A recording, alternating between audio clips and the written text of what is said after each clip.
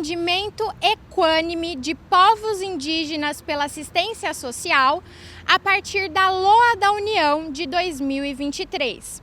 Esse é o título de um trabalho inovador da universidade, reconhecido no 2º Prêmio de Orçamento Público, Garantias de Direitos e Combate às Desigualdades.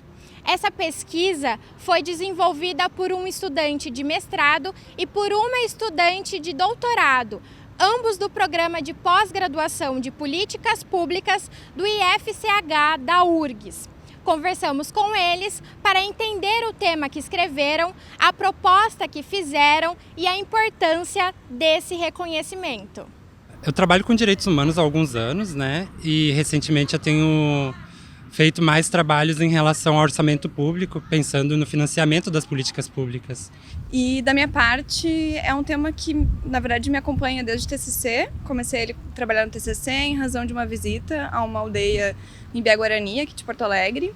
E aí, a gente conversando, assim, a partir do que a gente viu do edital, a gente identificou pontos comuns dessas nossas agendas de pesquisa que podiam ser reunidas para que a gente conseguisse olhar esse objeto de uma forma um pouco mais ampla e com mais profundidade. São muitas questões, mas o que a gente tem que entender, em primeiro momento, é que esses grupos populacionais, eles têm o que a gente chama, ou é chamado de direito às diferenças, né? Ou seja, esses públicos, eles são reconhecidos como os grupos com os quais o Estado e a burocracia têm que tratar com atenção às suas particularidades.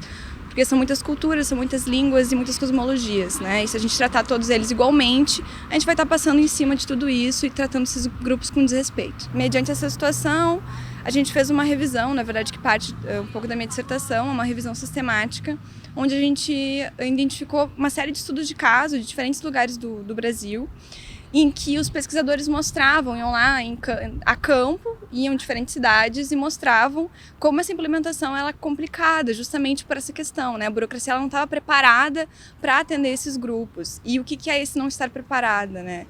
Falta de recurso básico, insumo, então assim, os profissionais sem capacitação, com uma formação que não era específica para o tema, desvinculados com a temática, com pouco recurso estrutural, não tinha veículo para acessar os CRAS, não tinha equipamento, cadeira e principalmente não tinha informação, assim. E essas questões elas prejudicam muito o atendimento e fazem com que esses grupos acabem não acessando a política, o que é muito grave. O meu papel nisso foi justamente de ver o quanto a União, né, o órgão, a entidade máxima da nossa federação, ela aporta de recursos justamente nesses fatores que possam contribuir na produção de equidade no atendimento de povos indígenas. Apesar dessas políticas públicas terem esse desenho com justiça, com igualdade, com equidade, o modo como o orçamento ele é realizado, ele não leva esses mesmos princípios, muito pelo contrário, né? Na verdade, ele prejudica quem é mais vulnerável e privilegia quem tem mais recursos na sociedade. Que a gente propõe algumas soluções, entre elas a revisão e auditoria da dívida pública, a dívida ativa, uma reforma tributária que não só foca em consumo, mas uma que também pense em relação à tributação de renda, na forma como a gente arrecada recursos públicos, a questão das renúncias, da elisão fiscal. A gente pensa que para produzir políticas públicas mais eficientes, precisamos ter recursos usados de formas mais eficientes, né? Inclusive na sua arrecadação. Se a gente tem mais recursos, a gente consegue fazer mais coisas. Não só para assistência social, mas também como saúde, educação.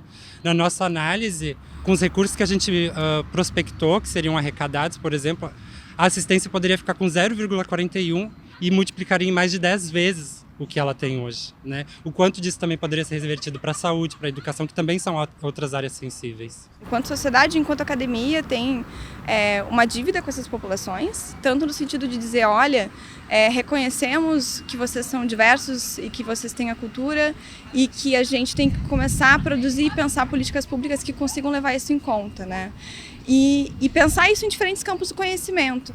Esse prêmio, foram algumas organizações que promoveram ela, entre elas a Associação Brasileira de Pesquisadores Negros, né? E a gente acabou indo para a Semana de Inovação da ENAP, da Escola Nacional de Administração Pública, para apresentar ele e receber a premiação. Bem Bourdieu, assim, quanto mais distante é o reconhecimento, mais validado a gente acaba sendo, porque não é de dentro de casa, né? Não são nossos pares que a gente convive todo dia, mas também um reconhecimento nacional. O que mais importante do que a gente está reconhecimento enquanto dupla, assim, individual, na verdade a gente está dando uma visibilidade para a temática mesmo, né? Acho que essa é a principal contribuição, na verdade. Obrigada.